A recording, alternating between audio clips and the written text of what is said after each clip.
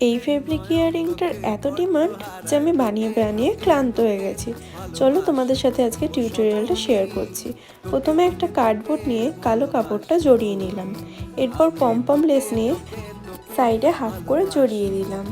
এবার white acrylic colour নিয়ে পাতা পাতা ডিজাইন করে নিয়েছি ছোট ছোট করে। পাতাগুলো একটু একটু ডিস্টেন্স রেখে করব, যাতে একটার সাথে আর একটা অ্যাটাচ না হয়ে যায়, তাহলে একটু ঘিজি ঘিজি লাগবে।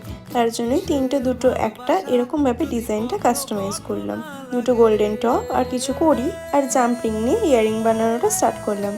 ওপরে একটা জাম্পিং অ্যাটাচ করে টপ অ্যাড করলাম, আর নিচের দিকে পরপর করে কড়ি জাম্পিংয়ের মাধ্যমে অ্যাটাচ করব।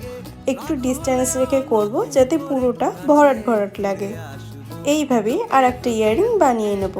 দেখো আমাদের ইয়াররিং রেডি। কেমন লাগলো অবশ্যই জানিও।